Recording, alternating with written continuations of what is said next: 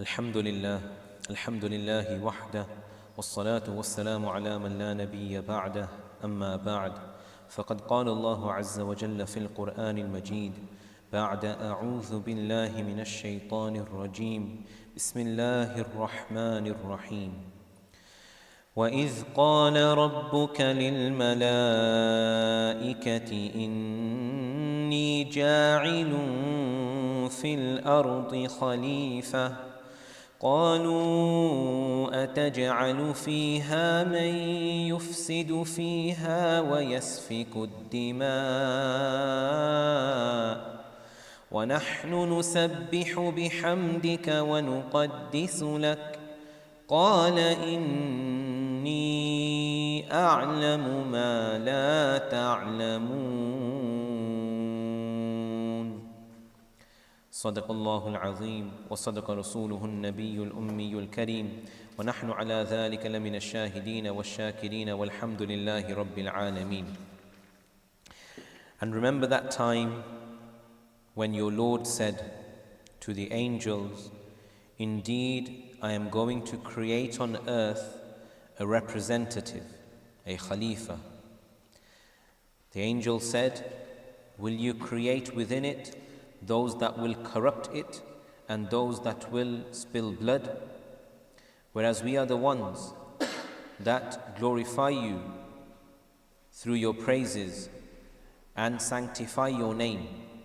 Allah responded, indeed I know what you do not.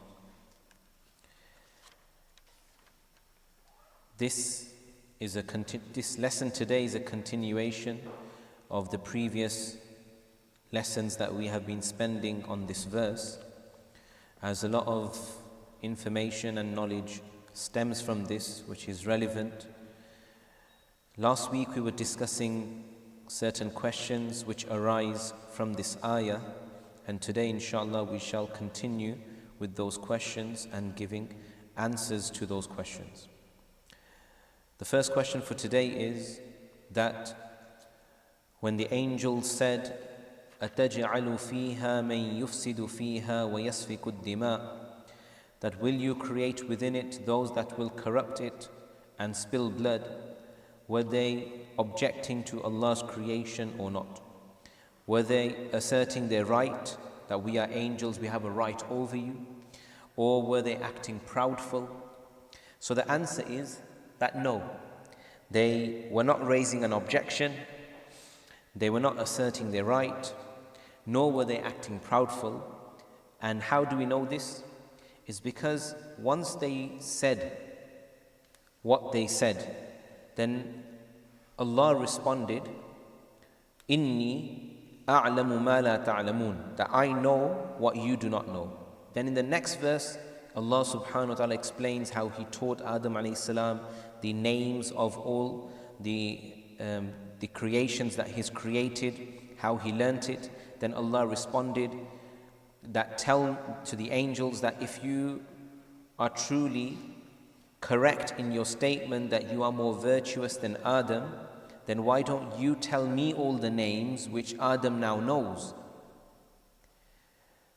So if they were objecting to this, if they were proudful, if they were asserting their right, then they would not have said the next verse. In the next verse they said, قَالُوا سُبْحَانَكَ لَا عِلْمَ لَنَا إِلَّا مَا عَلَّمْتَنَا. They said, pure is your being, Allah, we have no knowledge except for what you have taught us. We have no knowledge of our own. We only have the knowledge what you have taught us. إِنَّكَ أَنْتَ الْعَلِيمُ الْحَكِيمُ. Verily you are the one that is all-knowing and you are the one that is all-wise. So the person who responds like this, after having said something, is the one that is actually humble, not proudful. The one that is succumbed by the might and the greatness of the person in front, and again is not assertive or proudful. And from their response we learn a lesson or two. The first of it is that When a person doesn't know something, then they must say they don't know something. Yeah, so look here, they said, لا علم لنا إلا ما علمتنا. No, we don't know anything except for what you've taught us. So Allah, if you have not taught us these names, we do not know these names. If we do not know these names and Adam knows these names, then Adam is better than us. But we do not know these names. So there is no shame in declaring that you do not know something. Sometimes the person you're speaking to, you want to impress, you want to show that you're a station above the friend circle. So in that pressure, you speak without knowledge. You just continue talking. And then you continue talking more. And then to cover up one question mark, you create another question upon the question. So instead of answers, people get more objections and more questions that come. So a person mustn't speak like this. Ali radiallahu ta'ala anhu would say that it should not be shameful for the person that has knowledge, that when he is questioned about that which he does not know, that he says, Allahu A'lam. He says, Allahu A'lam. Say it. Yeah, what does Allahu A'lam mean? It means Allah is the most knowledgeable. Then with regards to what we are talking about, short of it. One is Allahu A'lamu bis-sawab. Allah knows what's correct. If you don't know the whole thing, 3 words, just 2 words is fine as well. Allahu A'lam. Allahu A'lam. So when you say in Salah, on the same pattern, you say Allahu Akbar. You got Fatha, Sukoon. Then you do Fatha and Sukoon again. Bar. Akbar. A'lam.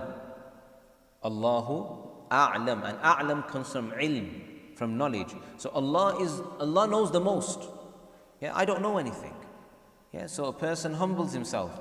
So Ali radiallahu ta'ala anhu said that a person mustn't be shy to say Allahu A'lam. And Imam Malik rahimahullah would say that min fiqhil ilm. It is from the understanding, the deep understanding of knowledge, that a person is able to say La A'lam, I don't know. It is from the deep understanding of knowledge that a person is able to come to this conclusion in himself that I really don't know something. Yeah? Because if a person can't come to that conclusion, that means his knowledge is shallow. It is not deep. If it was deep, then he would know how many things he doesn't know. But because his knowledge is not deep, he doesn't even know what he doesn't know. So he thinks he knows everything. So just if somebody is able to give every answer to every question, then a person, he may well be right in everything he says, and he may not be as well. And Imam Sha'bi rahimahullah, he says, La adri nisful ilm. Saying I don't know is actually half of knowledge. And this is deep as well. It doesn't matter if you don't understand this. As long as you understood the first 2 quotations, you're okay. Yeah, La adri. To say I don't know is actually half of knowledge. Yeah, because when a person says I don't know, what happens?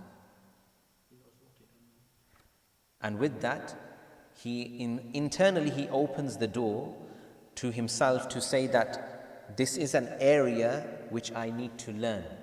And if he's saying it to someone who actually knows, then they may respond with that knowledge, and now his knowledge will become complete. So once he's got the answer to the question, now he knows it, he knows what he knows.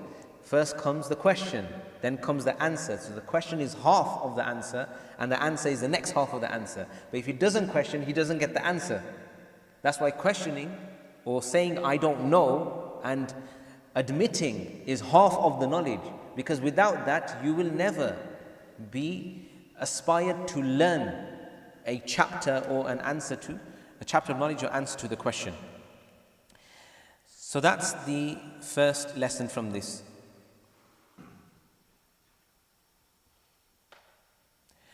Now the next question arises that did the angels witness the teaching of the names?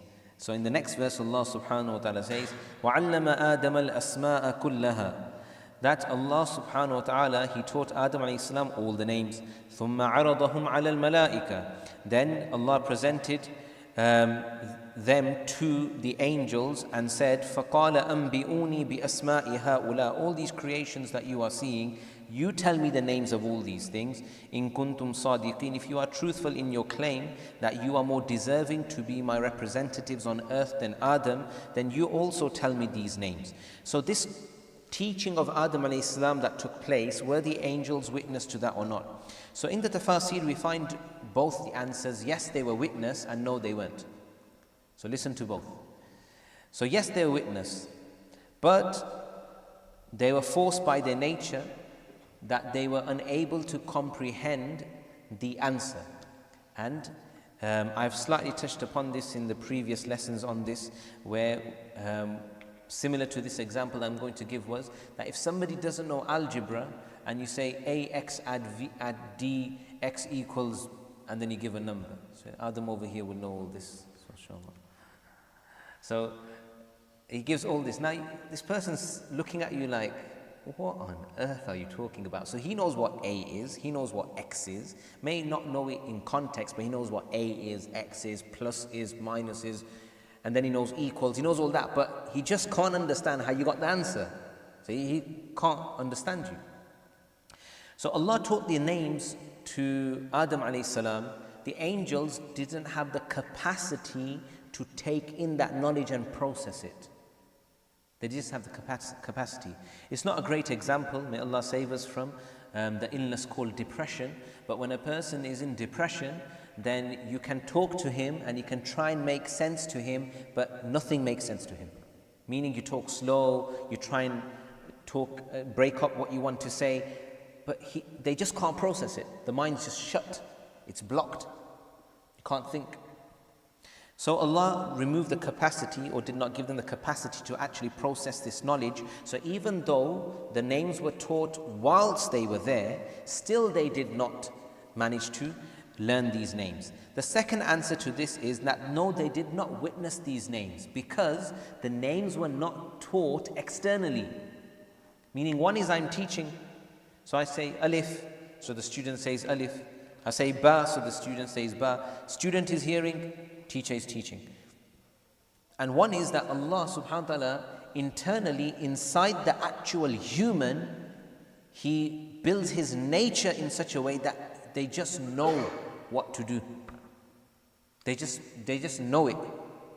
And when that stage comes in a person's life, it's up to Allah subhanahu wa ta'ala. So we see, for example, that when the child becomes about 2 years old, then the child isn't going to get the knife, 2 years old, it's not going to get the knife and start to stab himself here and stab himself there. Of course, the first stab he'll feel the pain, but he won't just stab himself. So he won't like turn the knife this way and say, right, okay, this is what I need to do, and put the knife right through his stomach. Yeah, he may hold the blade from the wrong place, may poke himself by picking it up incorrectly, but he won't just pick it up and just stab himself. 2 years old child? Who taught him not to stab himself? But no, they know danger. They know so much that when they're climbing down the stairs and they learned how to climb down the stairs, if they can't go down the stairs by the front, meaning facing the staircase, they can't go, they will turn around, they will lie on their tummies, and then they'll come down. So who taught them this knowledge? We didn't teach them.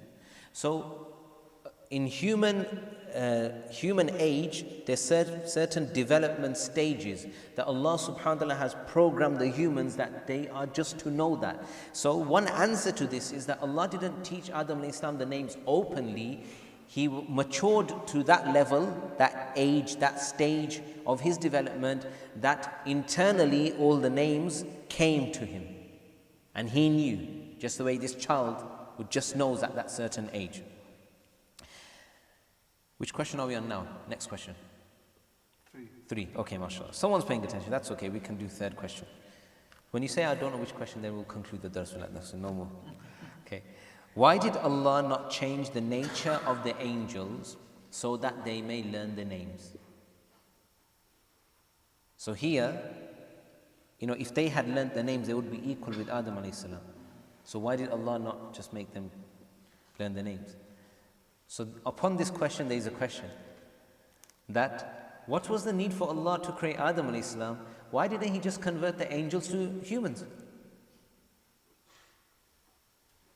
So, because He was in the wisdom of Allah subhanahu wa ta'ala what He wanted to do. So part of the wisdom that Allah subhanahu wa ta'ala had was that the angels are not going to process the name, so that Adam alayhi salam becomes more virtuous than the angels. That was the simple answer. Next question, number 4. We learn, not question, sorry, this is a statement. We learn that purity and innocence is not sufficient for ruling and governing. So what is needed? Knowledge is needed of the things which are to be found on earth in order to rule on earth. Number 2, the know-how of how to use these items. Number 3, and the awareness of the consequences that will follow upon the choice of the person of how they utilize this world, power, and the things that Allah subhanahu wa ta'ala has put to our disposal.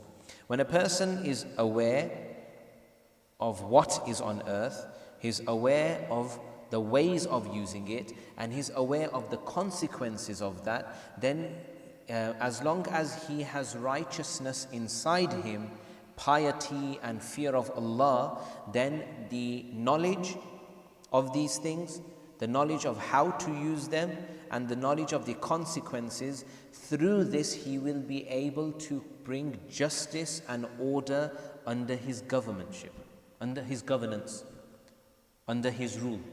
He'll be able to rule correctly, he'll be able to govern correctly, he'll be able to create order properly.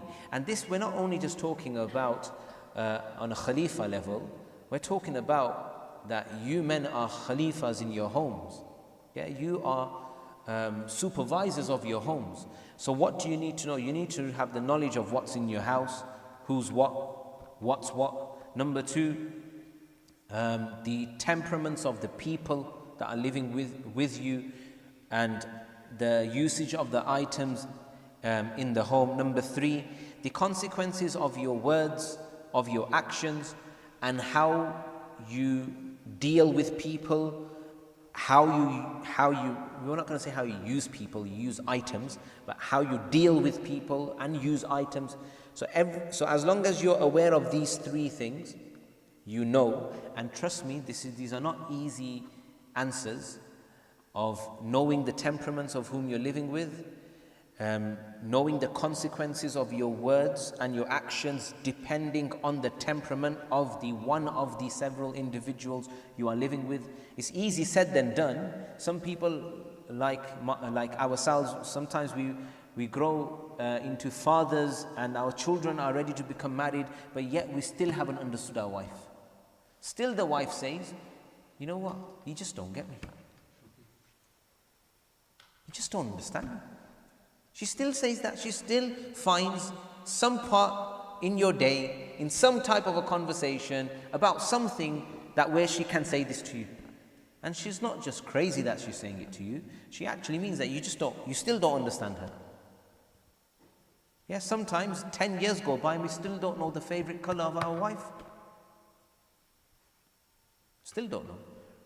We still don't know the favorite food of our wife, and she will know because she has to cook for us, so she will learn it so she can serve us properly. But we won't know that in return, if tomorrow if she's ill and we have to cook, then what would she prefer in her illness? What would she prefer when she's healthy? What would she prefer if she's tired? What would she prefer if she's active? What would bring her comfort? Would a new bracelet bring her comfort, or a new iron? So we don't even know the situation. We don't even know what she needs right now. That's how unaware we are. So it's easy said than done. So we don't even have the knowledge, never mind then having the piety to go with it, to be able to carry out the justice in the home. How can you carry out justice when you're not aware of your subjugates, those that are with you and under you in your home? Their temperaments. May Allah subhanahu wa ta'ala give us the ability to learn all these things. This brings us to the end of today's lesson. It should be a bit longer. There's lots more questions and statements, but reached the 20 minutes mark, so inshallah we will call it an evening, and inshallah next week we continue with more questions. The questions are just two more. After that we will be talking about the Khilafah system that Allah subhanahu wa ta'ala brought onto earth, starting from Adam alayhi salam to our Prophet Muhammad sallallahu alayhi wasallam, some unique qualities about himself as the final Khalifa. Then we will be talking about the importance of the establishment of Khilafah as well, which is a forgotten effort within the Ummah. But these things probably over the course of a couple of lessons, inshallah. May Allah subhanahu wa ta'ala first of all give me, then the rest of the ability to implement what we have learnt today and protect us from anything, any harmful things that we've discussed today that we should not have in our lives. Ameen ya Rabbil Alameen. Subhanallah bihamdihi, subhanallah al-azim. Ashhadu an la ilaha illa anta astaghfiruka wa atubu ilayk. Assalamu alaikum wa rahmatullahi wa barakatuh.